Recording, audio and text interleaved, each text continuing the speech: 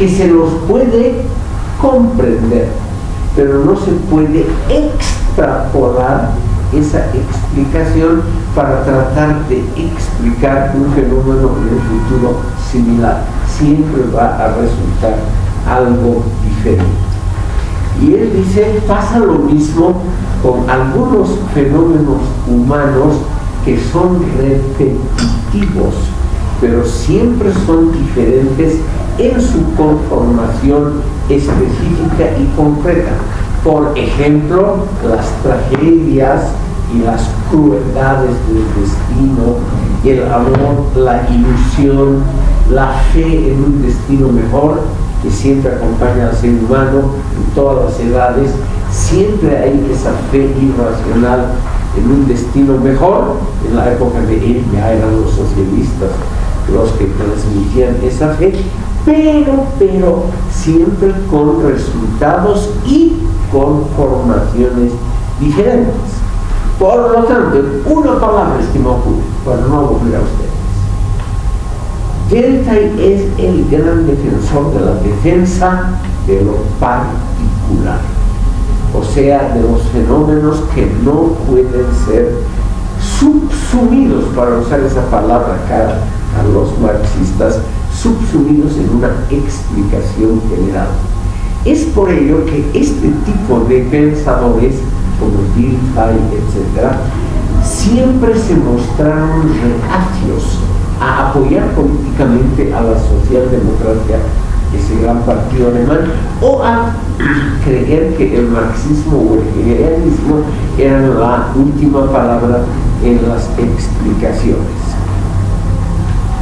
Entonces, estimado público, lo que puede hacer el ser humano, y él dice que es tan legítimo ese intento como el de los grandes inventores de las ciencias naturales, lo que podemos hacer es reconstruir en nuestra mente lo que ha pasado.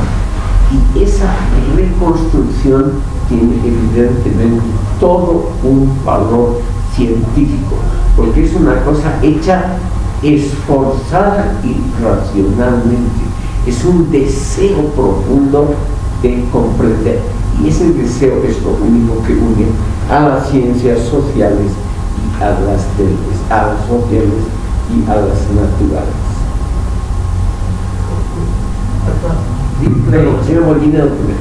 Dilthey estaría entonces de acuerdo, ¿no?, con hacer una crítica tanto a lo que es la posición marxista, como a la vez estaba surgiendo en esos tiempos la posición positivista, sí, del lado de Comte, ¿no? Sí.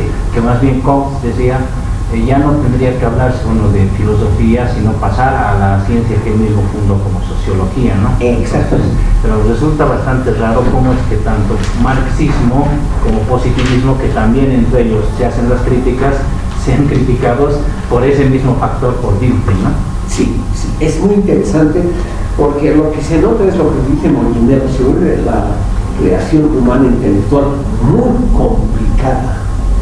Es decir, hay entrelazamientos y distanciamientos muy curiosos entre diferentes tendencias. No es así que podamos decir el positivismo estaría en la misma línea que el marxismo y el hegelianismo, como tampoco es así que Dilthey estaba en la misma línea de teólogos como Schleiermacher. Dilthey era un ateo. Pero sin embargo vamos a ver precisamente con algunos ejemplos posteriores cómo esta relación se vuelve extremadamente compleja. Estimados alumnos, he enviado por correo un pequeño texto de Nietzsche, que es lo que vamos a entrar ahora, de su obra autobiográfica Ecce Homo. ¿Han recibido? Sí, perfecto. Yo les quiero mostrar con esto, como lo ha hecho Gadamer en su historia de la hermenéutica, cómo, estimado público, aquí tenemos el más ilustre representante de la hermenéutica estrictamente irracional, pero al mismo tiempo la hermenéutica más notable de crítica inmanente. Y ese autor es Friedrich Nietzsche al que entramos ahora. Como este no es un curso de filosofía moderna, no vamos a explicitar la teoría nietzscheana, sino solamente vamos a ver un solo punto: cómo Nietzsche se interpreta a sí mismo. Y ahí vamos a ver muchos factores, algunos negativos, que pueden estar asociados a esta tendencia. Me adelanto, por ejemplo, y les declaro que Nietzsche era, pese a ser un hombre psíquicamente enfermo, era un egocéntrico muy poderoso que tenía una opinión excelente sobre sí mismo, lo cual muchas veces los enfermos mentales con baja autoestima no tienen. En cambio, aquí nos encontramos con un personaje que terminó muy mal, pero que tenía una autoestima extraordinariamente alta, que se trasluce justamente en el libro Ecce Homo, que es una autobiografía. El subtítulo es cómo se llega a ser lo que uno es. Y ahí nos muestra el propio Nietzsche cómo él se ve, es decir, se interpreta a sí mismo. Y esto es lo interesante de este texto que les he enviado. Primeramente quisiera mencionarles que Nietzsche, en el Ecce Homo, que es una de sus últimas obras, en esa obra, estimado público, se nota ya algunos signos de un, lo llamaremos suavemente, de un leve desarreglo psíquico. Y eso se nota en los títulos ya del índice. En el índice dice, por ejemplo, ¿por qué soy tan inteligente? El próximo capítulo se llama ¿por qué soy tan sabio? El otro, ¿por qué escribo libros tan brillantes? Y el cuarto, el que tienen ustedes, se llama el rememorar cómo ha escrito ese primer texto y cómo se lo debe interpretar a ese hermoso texto en el mejor alemán de toda la historia de la filosofía alemana, el nacimiento de la tragedia partiendo del espíritu de la música, que ese solo texto basta para convertir a Nietzsche realmente en un gran pensador clásico universal, que es muy, muy brillante, escrito, estimado público, cuando no tenía todavía 30 años. Es decir, es realmente un caso genial, pero es un caso de una persona que termina muy mal. Él vive entre 1844 y 1900, y en enero de 1889, o sea, cuando recién tenía 44 años, él ya está clínicamente loco, tiene que ser enviado a una clínica de locos, o manicomio. No sé qué piensan ustedes, es una vida realmente trágica. A los 40 años ya encerrado en una clínica y ya no produce nada, ya no escribe, no habla, se cierra sobre sí mismo y deja de comunicarse totalmente con el mundo, completamente. Durante 11 años que vive todavía, tiene una existencia estrictamente vegetativa. Y yo, como está de gran moda entre los jóvenes, cosa que yo nunca he podido entender por qué, mi pregunta también es cómo lo ven ustedes a ese personaje.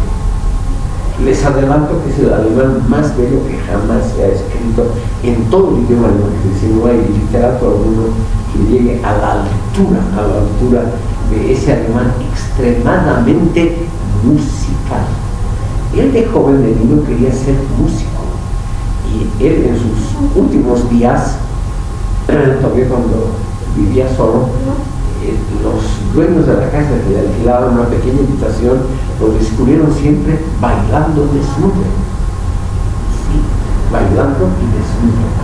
Esto quiere decir, obviamente, un acercamiento a la naturaleza, pero al mismo tiempo es un rechazo del racionalismo, es creer que uno puede unificarse con la naturaleza o puede de alguna manera entregarse a la naturaleza como un acto amoroso cuando uno se desnuda y baila.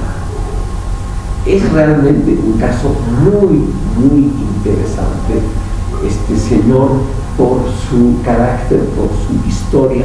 Toda su gran obra está escrita hasta los 44 años, toda su obra. Miren ustedes qué hubiera pasado si él, como por ejemplo otros pensadores que han vivido mucho, como Gadamer, que lo estudia. Gadamer ha vivido 102 años, en perfecta lucidez hasta el último minuto. ¿Qué hubiera producido Nietzsche? Es una pregunta que se hace Gadamer. ¿Qué hubiera producido Nietzsche si no se hubiera vuelto loco, furioso a los 44 años? A ver, don Jorge Couto, ¿ha leído usted este autor? Sí. ¿Qué le ha parecido? Bueno, yo le adelantaré para que usted me contradiga. A mí no me ha gustado mucho.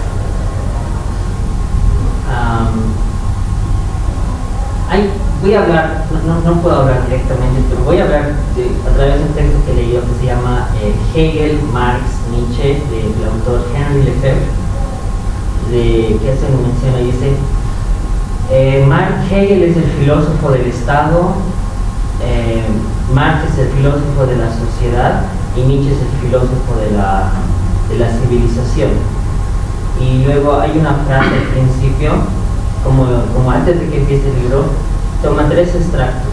El primer extracto, solo lo voy a parafrasear, pero dice, es una cita de Hegel que dice que el reino de la lógica es el reino de la más máxima cultivación del espíritu. Entonces tiene que ver con todo esto del racionalismo, de la construcción de ideas. Entonces, si uno lee la lógica de Hegel o cualquier texto, está lleno de este conocimiento súper abstracto, ¿no? Y lleno de cuestiones y todo eso de términos, es casi imposible. Pero según Lefebvre, es como que este tipo de pensamiento es el pensamiento más óptimo para, digamos, manejar un estado y llevar, digamos, un barco del estado. Luego aparece la frase de Marx que menciona que dice que una vez que la energía del espíritu alcanza su nivel, esa energía se vuelve energía práctica y sale del reino de las sombras, del espíritu, a la praxis. Pues también lo resume muy bien el pensamiento de Marx que hemos visto en esta clase, que tiene que ver con que los filósofos no tienen solo interpretar el mundo, tienen que cambiarlo, y es una invitación a la filosofía a ser, digamos, a praxis política, ¿no? Entonces también luego aparece, o sea, se ha citado a Hegel, se ha citado a Marx, y Lefebvre luego pone una cita de Nietzsche, pero la hace hablar por Zaratustra, y dice: una sombra me ha llegado a mí, la sombra, la cosa más bella y más como efímera ha llegado a mí a través de una sombra, algo así, a través de una sombra. La belleza del superhombre me ha llegado a través de una sombra. Y algo así dice la cita de Zaratustra. Y pues es como totalmente diferente el lenguaje, ¿no? Sí. El lenguaje de Hegel, el lenguaje de Marx, son racionalistas, están como expresando, y luego coloca esta cita de Zaratustra, que es o de Nietzsche a través de Zaratustra, que es bien poética, pero de alguna forma en este libro es como que es una respuesta a toda la filosofía occidental, como a Hegel, a Marx, a todo. Y según Lefebvre, es como que lo que Nietzsche quiere rescatar es la experiencia vivida, es como ese sentimiento, digamos, de existir en el presente y más allá de todas esas construcciones teóricas. Y por eso, digamos, en mis propias palabras, lo que Fred es como que Nietzsche logra hackear, entre comillas, como logra dominar el conocimiento a través del lenguaje poético que tiene, que como que es como que logra esas apoyas, y por eso, digamos, es tan grande. y tiene sentido que sea, digamos, lo que usted menciona, que yo no podría realmente saber lo que es la prosa más bella que tiene, digamos, en alemán. Se pierde algo en las traducciones. Se pierde porque él ha construido de forma automática, sin hacer cálculos, él ha construido una prosa musical que tiene acentuaciones hondas en todo lo que escribe, y eso le salía a él automáticamente. Eso no se puede traducir. Es muy musical la prosa nietzscheana. Por eso se lee con mucha facilidad. Entonces sí, tengo un gran respeto por ese autor y es siguiendo a eso, ¿no? Entonces es como que Hegel es para el Estado, para este autor, Marx es para la sociedad y para el manejo de las clases, o sea, para poder actuar en clases sociales, la lucha de intereses, y como que Nietzsche vuelve más, digamos, a esto que mencionaba del regreso a la naturaleza y como que vuelve a trascender a eso a través de este lenguaje poético que sigue siendo de alguna forma muy cercana a la ciencia. Ahí para. Muchas gracias, don Jorge Cueto. En el fondo nos haya adelantado una parte importante de lo que yo les quería decir. De todos estos autores de la hermenéutica romántica, Nietzsche es sin duda alguna el más importante, el más leído y el más original, porque él sí se atreve claramente, como lo ha dicho Cueto, a oponerse al racionalismo de la cultura occidental. Él realmente hace un enorme edificio teórico para mostrar que esa cultura occidental, la socrática, Sócrates era lo más negativo que hay para Nietzsche, que esa cultura lleva al desastre.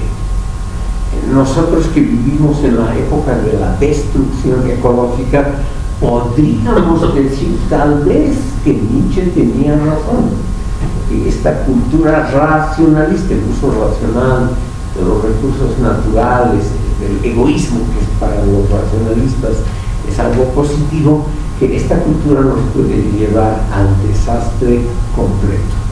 Y hay que ser muy inteligente como Nietzsche para darse cuenta que eso estaba en el núcleo de un pensamiento occidental que todavía no se había desarrollado del todo. Eso es evidentemente genial.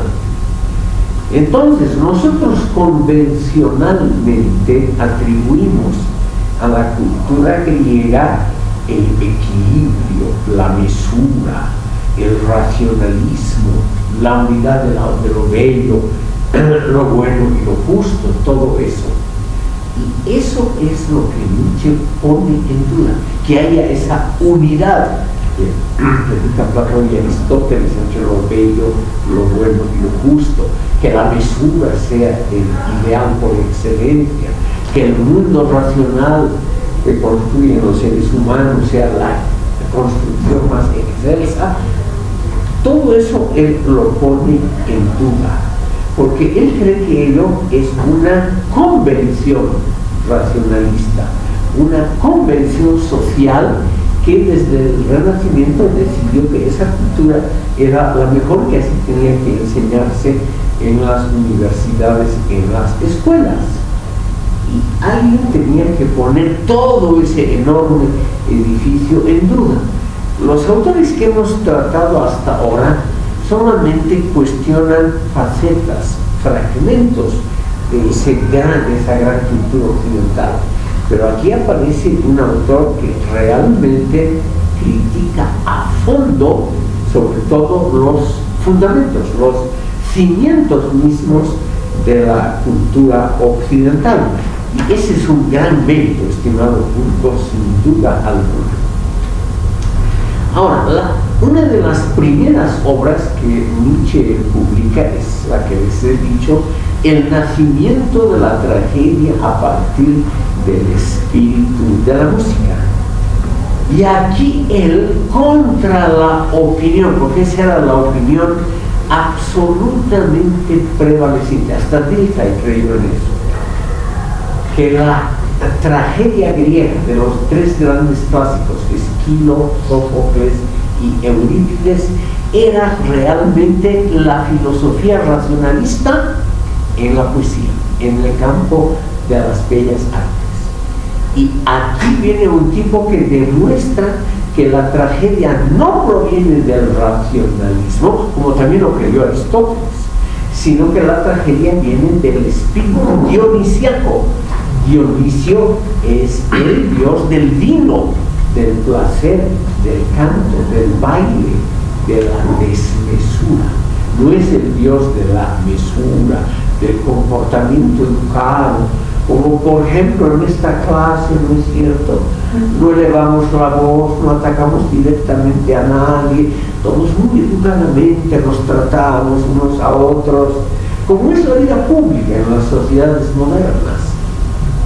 Una vida de hipocresía, según Nietzsche. Pero yo hubiera dicho al contrario que es una hipocresía necesaria y civilizatoria, pero hipocresía al fin y al cabo. Nietzsche nos dice en una palabra, él contrapone el espíritu apolíneo, Apolo era el dios de las proporciones, contra el espíritu dionisiaco, Dionisio, el dios del placer, del vino, de la embriaguez. Es el dios, Dionisio es el dios del trance, pero también es el dios del impulso vital, es el dios de esos sentimientos que vienen de muy atrás, esos impulsos de la vida que no pueden ser doblegados por las convenciones sociales. Por eso él es el dios del vino, del alcohol, de las orgías, sí, como algo positivo. Las orgías, el baile. El Dionisio es el dios de la alegría, de la reconciliación con los otros, aunque sean los enemigos más horribles. Es el dios que trata de construir una comunidad de borrachos que se adoran o se quieren unos a otros independientemente de lo que se hayan hecho unos a otros antes. Y los racionalistas dicen, claro, eso está como buena intención, pero nadie se olvida de lo que ha pasado antes, y esas comunidades de borrachos, o sea, comunidades de gente que siente el deseo de abrazar al otro, está muy bien para la poesía, pero que eso no tiene que ver con la vida real. La solidaridad con los otros. ¿Cómo fue el último acto de Nietzsche solo? En enero de 1889, el día que realmente ya se volvió completamente loco, en Turín, en Torino, en el norte de Italia, él pasaba los inviernos en lugares un poquito calientes, porque era un hombre muy enfermo. Se sabe con seguridad que él sufría las consecuencias de una sífilis nunca curada. Es pues una tragedia, estimado público. La única vez en la vida que el joven Nietzsche tuvo un contacto sexual con una chica ligera, se contagió una sífilis terrible. Miren ustedes qué destino trágico. La única vez que tuvo una comunión con el otro, eso que él tanto anhelaba, la comunión con el otro, le da la sífilis. Claro, los enemigos pueden decir la sífilis es solamente una metáfora de lo que pasa cuando uno hace ese tipo de comuniones con el otro, lo cual también se puede decir que tiene alquito de razón, ¿no es cierto? La comunión con los otros tiene que ser extremadamente cuidadosa. En cambio, Apolo es el dios de las proporciones, es el dios de la luz, de la razón, es el dios de los constructores, es el dios de los albañiles en la antigua Grecia, es el dios que evita la locura de los humanos, es el dios de la individuación, el dios que fortifica justamente a los individuos como entes separados unos de otros con su propia identidad. Es el Dios de la identidad individual. Entonces, este Dios apolíneo es el que ha dominado la cultura occidental según Nietzsche.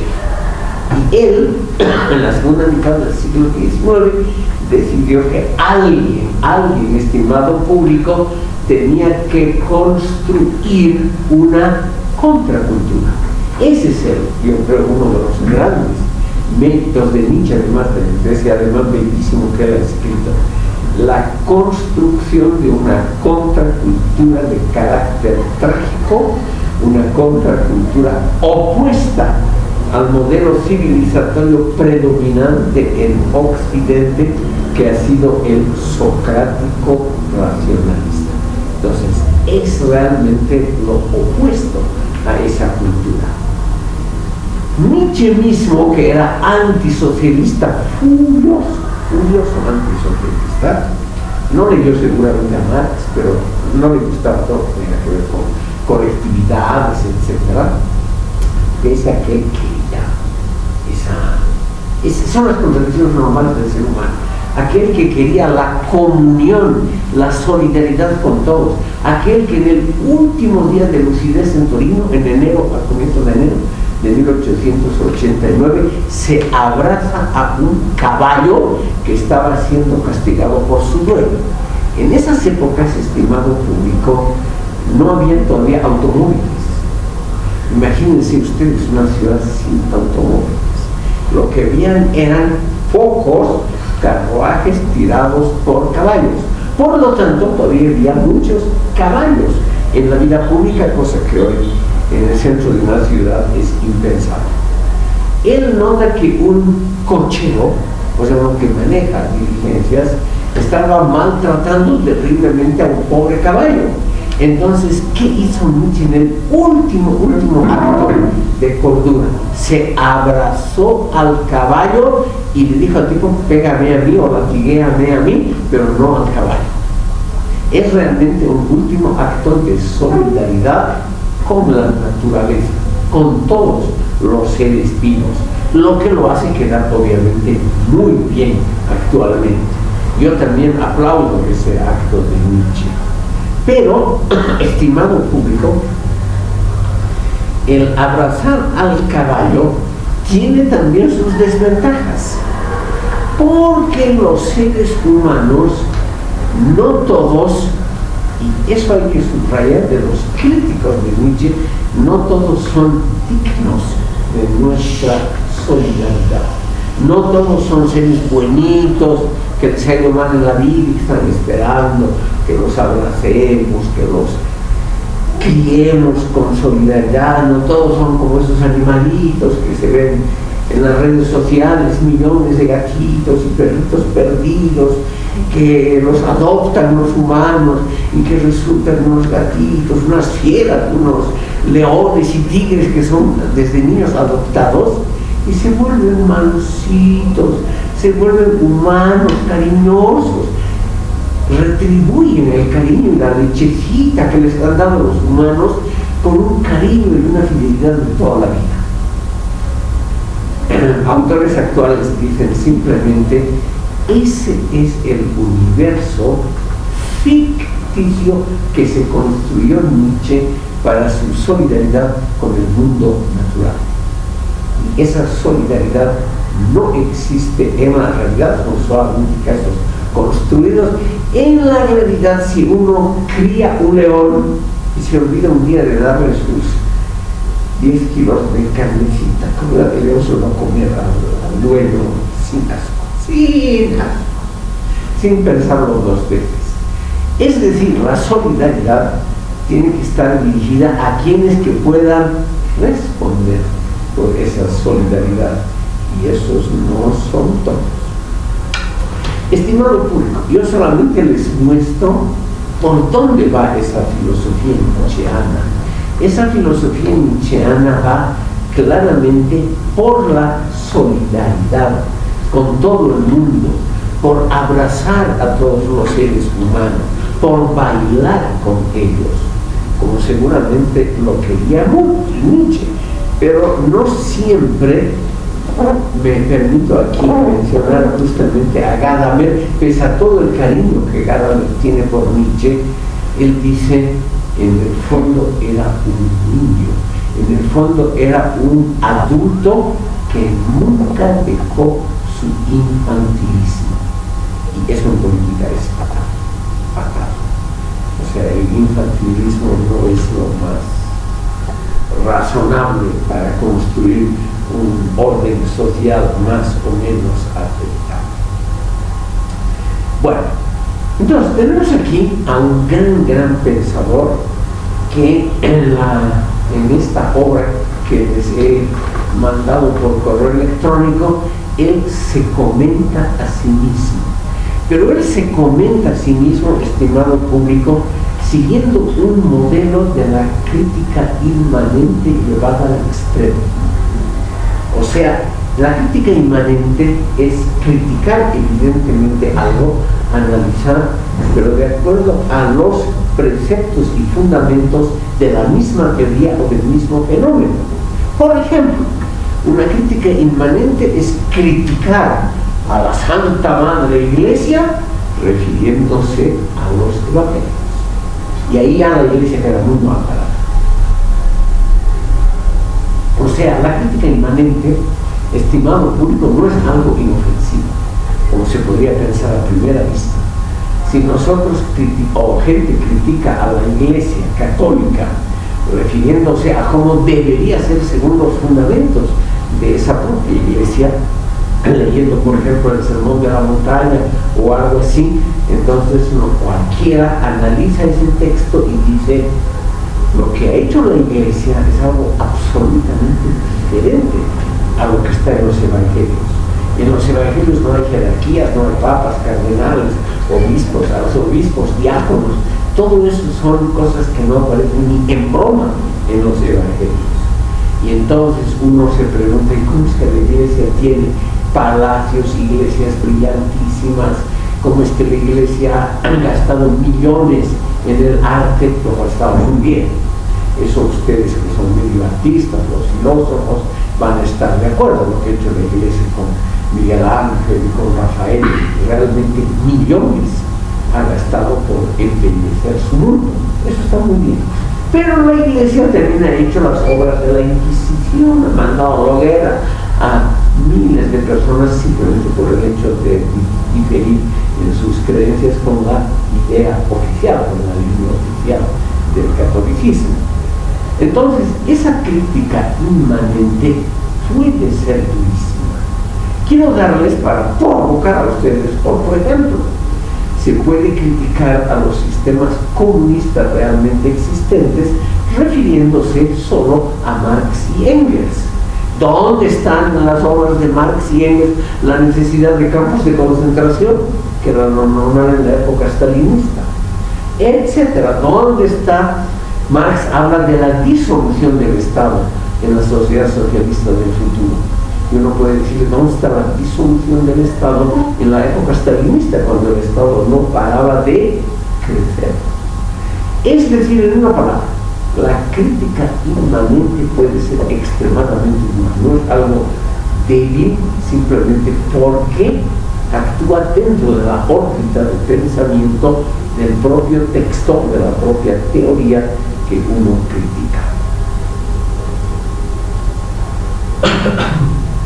En el texto que yo les he enviado, lo que hace el gran Nietzsche, y digo gran sin ironía, es referirse a cómo él ha creado ese texto. En los capítulos anteriores de la obra Ecce Homo, he ahí el hombre, el estimado público menciona algunas cosas importantes de su propia biografía, porque él, lo dice muy a menudo, quiere ser comprendido cabalmente. En los párrafos que anteceden, que no les he enviado a ustedes porque son muy aburridos, son altamente repetitivos, Nietzsche insiste en que no quiere ser confundido con otros, y por ello cuenta su biografía en esta obra Ecce Homo. El texto que yo les he enviado es lo más filosófico de todo el libro, que en gran parte es algo aburrido, porque Nietzsche va contando toda su vida, quién era su padre, qué ocupaciones tuvo su papito, que murió cuando él era niño, no llegó a conocer bien al padre. Y son unos pasajes aburridísimos, pero según Nietzsche, indispensables para comprenderlo a él y a su obra. Entonces, ¿por qué Nietzsche alaba a Dionisio y a los elementos dionisíacos que seguramente su padre, que era un pastor protestante normal y corriente, nunca practicó esos elementos dionisíacos? Porque es lo que le faltaba al joven Nietzsche para ser feliz. Estamos, estimado público, ante un caso realmente muy interesante de una persona que se observa a sí misma con una lupa muy ampliada, y él mismo va relatando su vida, y él mismo va mostrando que su vida en gran parte ha ocurrido de manera opuesta a la que él quería. Él quería seguramente una vida de niño rico, dedicado a los placeres de la vida, al vino, etcétera, etcétera, y a las mujeres, y él nunca tuvo eso, nunca. Entonces él describe su vida con una cierta amargura, se nota en Ecce Homo, ya desde el título, son las palabras que Poncio Pilatos dirige a la multitud que quería juzgar a Jesús. He aquí al hombre, que va a poner lo que quiera. Él describe su vida como una vida que estaba destinada a grandes cosas y que lamentablemente termina en una tragedia. Entonces él mismo describe por qué él termina en la tragedia. Y él termina en la tragedia en primer lugar porque hay esa voluntad del poder, que él ha estudiado cuidadosamente, ese impulso de todos los seres humanos que tenemos, que no se puede comprender, pero se puede intuir lo que es el deseo de mandar a otros, de disponer sobre otros, el deseo de que uno sea el dueño del mundo, el deseo de que uno sea el que imprime su sello a la sociedad. No me atrevo a preguntarles directamente a ustedes si ustedes desearían una vida así, llena de éxitos, sobre todo una vida en la que ustedes puedan disponer de vidas y haciendas ajenas. La voluntad del poder, según Nietzsche, no tiene límites, pero es el impulso básico del universo. Si no, el universo no existiría, se habría reducido a ser lo que era el primer día de la creación, según el Génesis. Según el Génesis, en el primer día de la creación todavía no hay una distinción entre día y noche, es decir, todo es un magma igual, uniforme y por lo tanto posibilísimo. Las distinciones vienen porque hay una voluntad atrás, y nosotros los seres vivos tenemos esa voluntad de poder, que es la voluntad de apoderarnos de la voluntad de los otros y hacerlos a los otros nuestros sirvientes. Don Jorge Cuento, ¿le gustaría a usted una posición así? ¿De la voluntad de poder? Sí. ¿Se ha imaginado usted tal vez en sus sueños heroicos, usted mandando al mundo entero, por lo menos a este modesto país, usted en la cúspide del poder irrestricto, para vivir en el país obviamente? Sí me he imaginado. Gente como tú, el dominar todo el mundo, como tener la teoría para poder unificar todo el universo, y claro, es bastante infantil, pero también bastante común. Lo que quería mencionar, creo que tiene que ver tanto con la voluntad de poder y con esto de la crítica inmanente, y me hizo recuerdo a una parte de, no sé si lo menciono bien, Ecce Homo. No sabemos cómo se pronunciaba el latín básico, porque no hay grabaciones, ¿no es cierto? Entonces no hay una absoluta seguridad cómo se pronunciaba el latín o el griego clásico. Pero hay lo siguiente, don Jorge. Siempre había desde la antigüedad escuelas de traductores. Y en la isla griega de Rodos había una acumulación de escuelas de traductores y de ella han sobrevivido ejercicios de pronunciación para los niños. Y por eso podemos inferir cómo se pronunciaba el latín del griego clásico. Seguramente la C, delante de cualquier consonante de la A a la U, se pronunciaba como K, seguramente. Entonces seguramente era Eke, que aquí al hombre. Sí. Tengo aquí un pasaje de Eke Homo, que va muy bien para lo que estamos estudiando hoy. Es un poco, digamos, está hablando del imperio alemán de ese tiempo, de Prusia. Está en la parte ¿por qué soy tan sabio? Sí. Dice más también en cuanto polaco, ¿dónde está? Creo que sí. Bueno, primero dice yo no soy alemán, yo soy polaco, dice, y luego dice más también en cuanto polaco, yo soy un atavismo inmenso. Siglos habría que retroceder para encontrar a esta raza, la más noble que existía en la tierra, con la misma pureza de instintos con que yo la represento. Frente a todo lo que hoy se llama nobleza, aristocracia, abrigo yo un soberano sentimiento de distinción. El joven Kaiser alemán no le concedería yo el honor de ser mi cochero. Existe un solo caso en que yo reconozco a mi igual, lo confieso con profunda gratitud la señora Cosima Wagner. Bueno, ahí lo termino. Y aquí hay una crítica inmanente a este imperialismo prusiano alemán. Claro. En forma cómica, porque es como al joven Kaiser alemán no le concedería yo el honor de ser mi cochero. Entonces no está como que diciendo el imperialismo es malo o la Prusia es mala o demás, sino simplemente es como esta nobleza no es nada noble, yo soy más noble que el Kaiser, el mismo Kaiser, y esa es una crítica inmanente porque está utilizando la misma idea de nobleza del imperialismo, digamos, el imperio prusiano contra eso, y también tiene que ver con la voluntad de poder, porque digamos de esta forma, seguramente esta es mi interpretación, es como que él cree que más su voluntad de poder va a ir contra el imperio, ¿no? Que también es como el que no le ha permitido surgir, digamos, ¿no? Prusia y todos esos grandes intelectuales que no le han dado la más mínima atención en su época. Sí. Gracias, don Jorge. Muy bueno su comentario.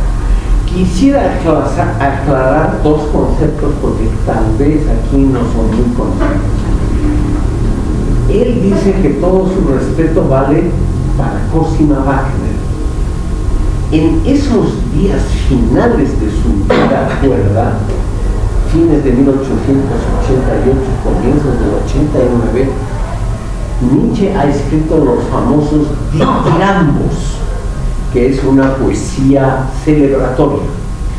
Y los ditirambos de amor están dirigidos a Cosima Wagner, la esposa de Richard Wagner, el gran músico, de quien, desde Cosima, Nietzsche estaba profundamente enamorado. Y la señora Cosima nunca le dio bola, como se dice en el lenguaje popular. Nunca jamás Cosima Wagner siquiera le dio la mano a este tipo, pero él la adoraba, como ha dicho, como ha leído aquí don Jorge Cueto, él la adoraba sobre todas las cosas, sobre el emperador. Como vivimos aquí en 2024 en una época absolutamente republicana y democrática, no nos podemos imaginar el respeto que todavía había en 1880 por el emperador alemán, porque además esa dinastía, los Hohenzollern, eran los creadores del imperio, no eran unos pobres tipos, no eran unos pobres idiotas, sino que realmente ellos habían unido toda Alemania, claro, con métodos no muy buenos, guerras, etc., como dijo Bismarck, con sangre y fuego, pero habían construido un gran imperio. Y Guillermo II, el joven emperador, es el último emperador alemán, fue evidentemente una desgracia posterior para Alemania, porque él fue el iniciador claramente de la Segunda Guerra Mundial. Pero, ¿qué quiere decir esto? Don Jorge lo ha explicitado.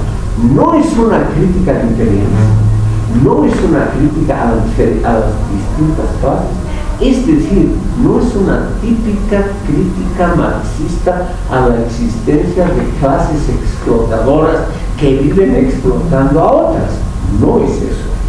Solamente que él, Nietzsche, se cree superior al Kaiser y por lo tanto no lo haría ni siquiera su cochero, es decir, su sirviente, porque él no critica la estructura de clases, pero él cree que debería estar arriba y el emperador debería ser su sirviente. Para que vean ustedes que este joven, él se creía la encarnación de la voluntad del poder, que se llama así una de sus obras. Y esa voluntad del poder es lo que todos nosotros posiblemente sentimos en nuestro interior. Don Jorge Cueto, elegantemente, al recitar este pequeño párrafo, no nos ha contestado la pregunta directa que yo le he hecho: si él quisiera dominar el mundo. Sí. Estimado público, aquí tenemos la prueba empírica de que la voluntad del poder existe, que realmente muchos, yo no, por ejemplo, pero muchos seres humanos quisieran dominar el mundo y lo harían con gusto. Algo. El señor Molina. Para quizás aceptar esta situación de dominio, sí, hay que también aceptar el dicho de que el que bala mata, a bala muere. Que estaría, supongo, Nietzsche estaría de acuerdo. Por ejemplo, los duelos entre leones por el harén de leonas muchas veces acaban en una destripación. Sí. No es como en los documentales de National Geographic nos presentan que el viejo león se hace vencer por el nuevo y a todos hacen las paces y por el deporte se va el otro. No, el león viejo pelea hasta morir, literalmente hasta ser destripado por el otro león y comido. Entonces, aceptando quizás esa regla, bueno, el que quiera ser dominador de todo tiene que también estar dispuesto a jugárselo del todo por el todo y también ser consciente de que eso no le va a durar eternamente, sino porque después va a venir otro joven y lo va a... me lleva, pero y con esto acaba, un pensamiento de que si Nietzsche está proponiendo un tipo de contracultura, ¿cuál sería entonces este tipo de cultura? ¿Una cultura de la naturalidad? De algo sí, así, pero yo no le veo en mayor perspectiva, aparte de solamente la teoría evolutiva como movimiento, ¿no? De algo que podría ser llamado civilizatorio en los términos de Nietzsche, nada más. Señor Molina, me permito contestarle antes de darle la palabra otra vez a don Jorge Cueto lo siguiente. Nietzsche quería establecer una contracultura de carácter trágico, o sea, reconocer que uno puede fracasar, de carácter trágico, contrapuesta al modelo civilizatorio predominante en el occidente, mínimo desde el Renacimiento, que es el modelo racional socrático. Sócrates es el gran enemigo de Nietzsche, lo trata muy mal en todas sus obras. Nunca Nietzsche ha explicitado con detalle cómo sería esa contracultura, pero nos ha dado algunos detalles. En eso se parece a Marx, que toda su vida batalló por el socialismo, pero que nos ha dejado muy pocas indicaciones de cómo debería ser el socialismo en la praxis cotidiana, real e inmediata, muy pocas indicaciones. Nietzsche creyó que el mejor mundo es el mundo de los instintos libres, es decir, que cada uno debía servirse de los otros seres humanos o de la naturaleza de la mejor forma para satisfacer primero la voluntad de poder, o sea, la voluntad de dominio sobre los otros, y la voluntad también de disponer sobre los otros, o sea, dar órdenes. Tú ahora haces algo para mí, etcétera, etcétera. Que en eso don Jorge Cuervo tiene razón. Yo conozco algunos testimonios de políticos bolivianos, más o menos de mi edad o mayores, que a mí personalmente me han dicho que estar en la cumbre del poder reemplaza al mayor placer erótico. El disponer sobre vidas y haciendas ajenas realmente a uno le brinda una satisfacción muy grande, lo que me han contado, y uno duerme después de haber dispuesto, por ejemplo, a este lo expropiamos, a este le damos una sinecura, al otro le damos un contrato de jugoso. Esa noche uno duerme pacíficamente, se reconcilia con el mundo porque ha podido disponer sobre vidas y haciendas. Nietzsche mismo no nos ha dado muchas explicaciones, pero hay algunos elementos en su obra que nos indican cómo podría ser. Cuando él en el último día lúcido de su vida abraza a un caballo y lo salva de que lo peguen mucho, él obviamente quisiera que esto sea la vida cotidiana, la vida en armonía con los animales y con los seres humanos.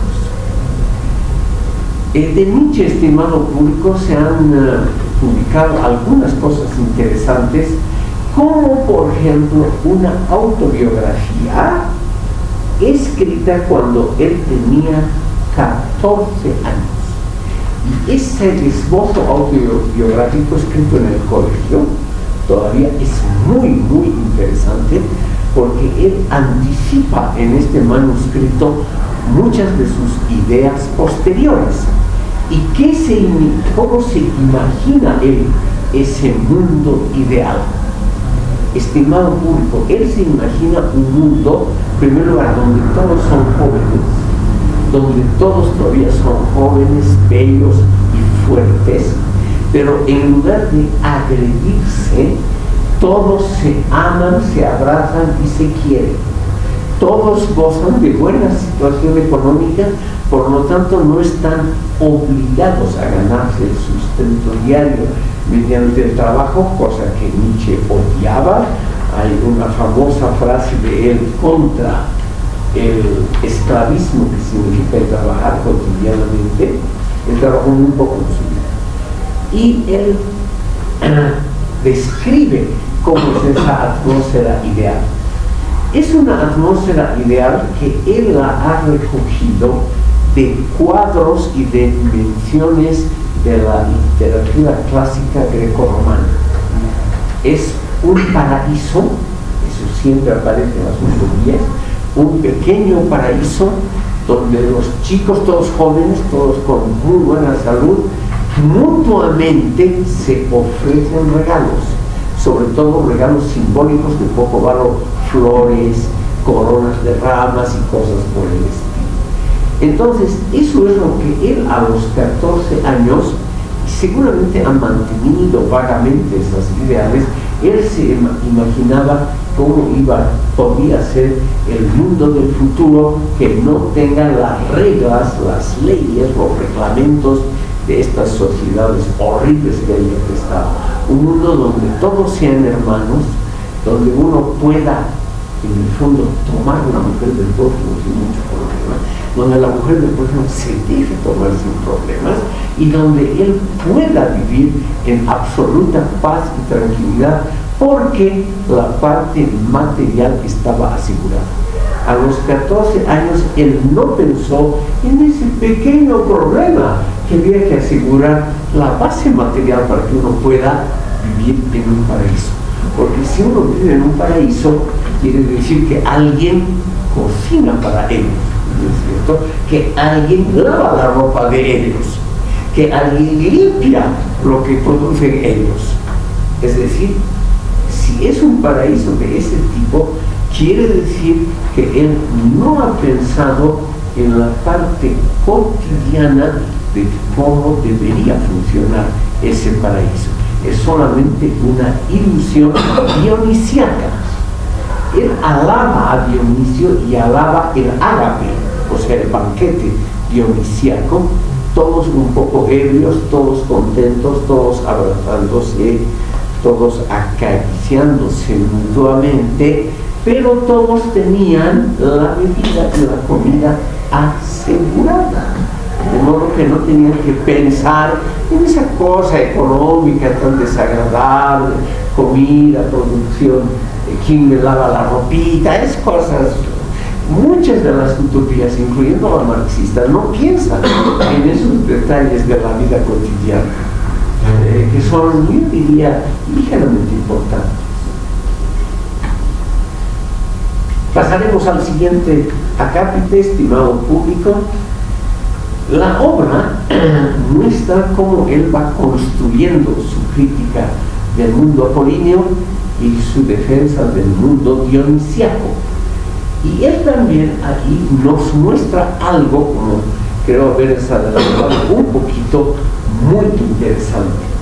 Las grandes obras de la cultura no vienen de la razón, sino de las emociones. El ejemplo más claro es el que él mismo produce.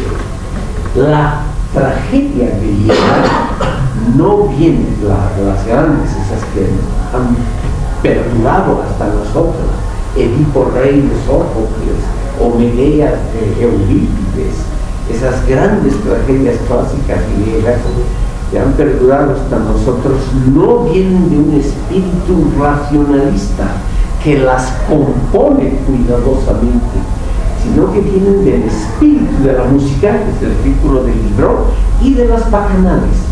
Entonces, él se ha imaginado, tal vez erróneamente, que Esquilo, Sófocles y Eurípides se dedicaban a beber intensamente en un hermoso ágape griego, a copular con los jóvenes varones, guapitos, jovencitos, como era lo usual en la Grecia clásica, y que dictaban el texto de las tragedias naturalmente a un servidor, a un amanuense, que escribía lo que el tipo en el trance alcohólico, en el trance dionisíaco, dictaba al otro. Pero normalmente no es así, porque algo se sabe, no mucho, pero algo se sabe de la vida de estos tres grandes clásicos, de los tres trágicos, Esquilo, Eurípides y Sófocles. Y lo que se sabe es que eran hombres modestos, de vida absolutamente regular, y que ellos han escrito esas tragedias no bebiendo, sino en la soledad de un pequeño escritorio. Y ahí han escrito sus grandes obras, teniendo que lidiar, sobre todo en el caso de Sófocles, con una esposa celosa que cada día le pedía dinero, claro, como es la vida de un escritor normal.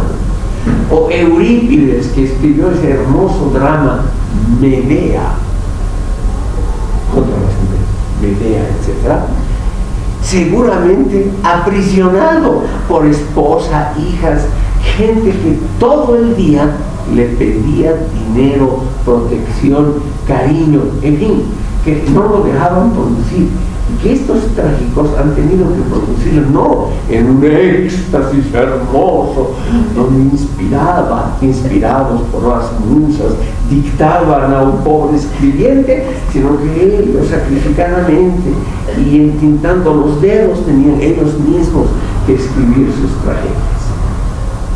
Esa es la contraposición a la visión que ha tenido Nietzsche en su obra. Ahora, estimado público, la idea principal es una idea de una compensación, y en eso yo quiero darle la razón a Nietzsche. No todos podemos vivir en una atmósfera estrictamente racionalista y limpia, eximida de todo contacto con el horrible mundo, una atmósfera racional, etc., sino que tenemos nomás a veces que acudir a esos elixires, y la palabra elixir es muy interesante porque nos muestra a dónde va el asunto. El alcohol a veces libera energías que nosotros mismos no conocemos. Se dice también de las drogas que amplían la conciencia. Tengo mis serias dudas de todo eso, pero no hay duda de que en los seres humanos necesitamos algo de sociabilidad.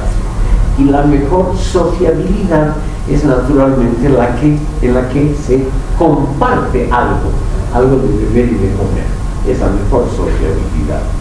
En la época de estos grandes clásicos no había café, de modo que no había más remedio que beber mucho vino, ¿no es cierto? No había otro remedio en esa época.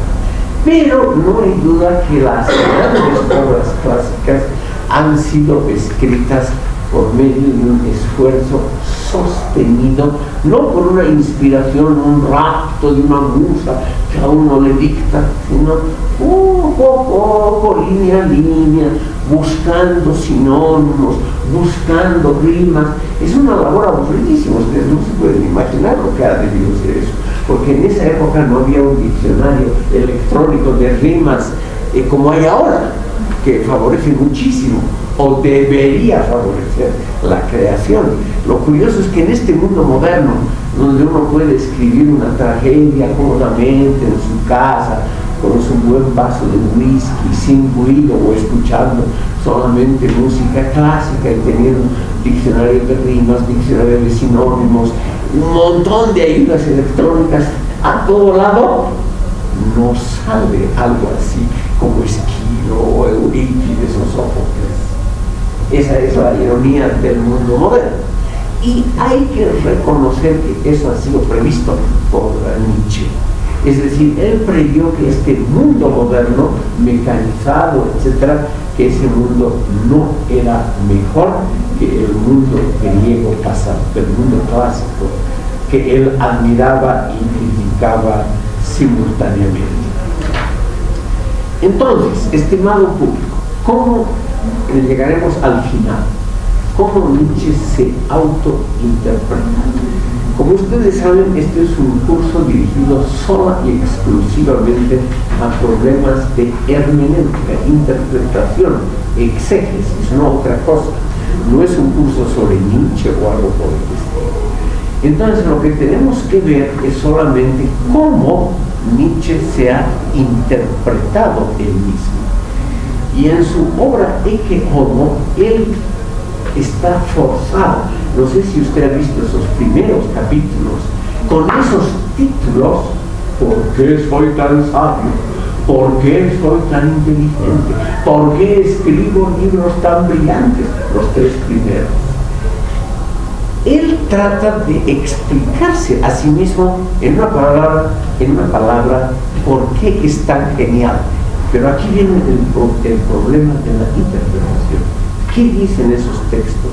Él insiste en que no tiene un trastorno cerebral nervioso, que es lo que le habían diagnosticado, y le habían dicho que eso le iba a impedir la creación de grandes obras, que es lo que más le preocupaba.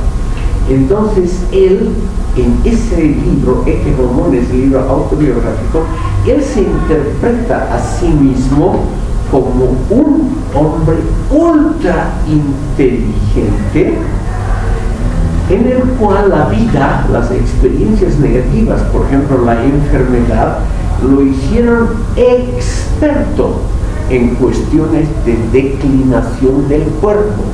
Y entonces él, habiendo estudiado esos fenómenos, entonces él se sobrepone a ello.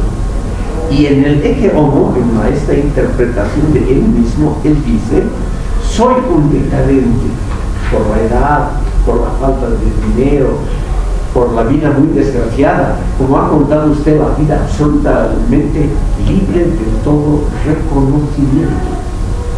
Ahora es extremadamente famoso, pero en vida, estimado público, absolutamente nadie se preocupaba por él. Entonces él dice: soy un decadente, pero soy un decadente consciente de ello, y por lo tanto soy alguien que vive dos vidas simultáneamente. vivo la vida, dice él, normal, la vida del ser humano, que tiene que comer, respirar para sobrevivir, pero al mismo tiempo la inteligencia me permite la penetración en todos los secretos del mundo. Entonces, estimado público, lo que él tiene realmente es una autoconciencia muy buena de él mismo. Él cree, y de esto hay un libro muy interesante que yo les recomiendo, de un autor chileno que está de gran moda actualmente, Martin Oppenheim, se llama el libro, se llama el autor, permítanme un segundo, el título completo, que es lo que voy a explicar ahora. Martin Oppenheim, después del nihilismo, de Nietzsche a Foucault. La primera edición apareció en Barcelona en 1997. Y ahí Oppenheim nos muestra la tesis de que la enfermedad es el mejor acceso a la genialidad. Entonces, estimado público, no se depriman ustedes si están deprimidos, pobres, enfermos. Esa es una de las llaves a conocer mejor el mundo. El que sufre es el que conoce mejor el mundo. Don Jorge, creo que es importante igual mencionar, mi interpretación es esto, que Homo también, Nietzsche como que está tratando ya de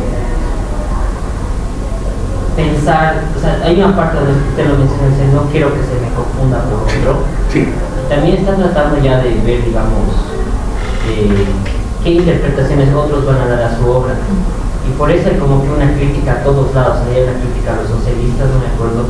Aquí hay una parte donde dice que los antisemitas son engendros y también, digamos, critica al Imperio Alemán. Entonces, porque es solo una interpretación, pero tal vez como también ya estaba viendo cómo poder analizar sus escritos en el futuro, ¿no? Se defiende. Efectivamente, luego lo primero que ha pasado es que los nazis han apropiado a Nietzsche por mucho tiempo, pero este texto, por ejemplo, de que Homo ha sido como, no ha salido, o sea, ha sido como olvidado, ¿no? Donde directamente hay un ataque contra el antisemitismo.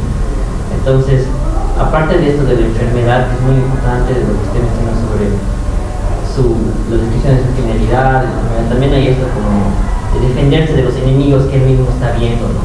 En ese mismo pasaje que usted ha mencionado, el pasaje sigue con lo siguiente. Él se define como un alemán antipolítico, pero inmediatamente y sin necesidad es una especie de defensa previa a un ataque. Él empieza a hablar de la gloria de sus antepasados. Y la verdad es que sus antepasados todos eran gente modestísima en extremo. Pero ahí va a ver usted que luego dice: mi padre fue el preceptor de 4 princesas, 2 de ellas fueron reinas. Está en ese pasaje, que es todo, estimado público, lo que él hubiera deseado que sea. ¿No es cierto? Eso es lo penoso cuando uno, por eso yo no les aconsejo que escriban ustedes una autobiografía tan detallada, sino les aconsejo, si es que lo hacen, una autobiografía literaria donde ustedes se muestren muy bien, porque eso de mostrar los puntos débiles que pueden ser criticados posteriormente hace quedar pues mal al autor. Del padre dice: el padre es brillante por sus cualidades intelectuales y morales. Mi padre fue el preceptor de las 4 princesas de Sajonia-Altenburg. Todo cuento chino. Y de sí mismo dice que tiene una gran seguridad instintiva que le permite conocer inmediatamente el resentimiento, el fatalismo, la decadencia y las enfermedades sociales de todos los que lo rodean. Entonces, estimado público, estamos aquí ante una interpretación obviamente edulcorada que hace Nietzsche de él y de su obra.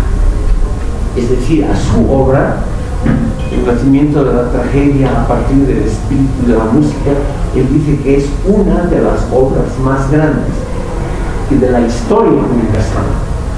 Entre los párrafos que usted ha leído hay uno que se llama, hay uno que se llama ¿por qué soy tan inteligente?, otro ¿por qué soy tan sabio?, y otro ¿por qué escribí libros tan brillantes? Y ahí aparecen estas observaciones, estimado público, donde él se describe como la naturaleza fuerte, la naturaleza que no busca enemigos, pero si los tiene, obviamente los vence. Es decir, él critica solo, dice, causas fuertes, porque no espera conseguir aliados, pero él dice, puedo diferenciar a los que me atacan y elijo siempre a los más fuertes, lo cual es una típica virtud guerrera. Hay que elegir a adversarios con los cuales sea honorable el combatir, y esos tienen que ser tan fuertes o tan hábiles como uno mismo. Entonces, como ya son las 6, estimado público, simplemente cerramos este capítulo. Yo simplemente les he querido mostrar cómo un autor se interpreta a sí mismo y cómo él se expone, estimado público, a 1000 posibles críticas, al creer en el fondo que está solamente relatando su historia. Porque cuando uno relata su propia historia, siempre al mismo tiempo es una historia de debilidades y oscuridades. Y un autor inteligente no hace eso, no pinta sus debilidades. Bueno, les agradezco por haberme escuchado hoy. En la próxima sesión vamos a entrar directamente a Gadamer, alumno de Heidegger, y a la hermenéutica postmodernista como está hoy. Estamos, estimado público, en las últimas sesiones. Vamos a tratar a Gadamer, luego vamos a ver las interpretaciones de la Escuela de Frankfurt y las de Max Weber, quien ideó también un sistema interpretatorio muy interesante. De todas maneras, gracias por escucharme hoy.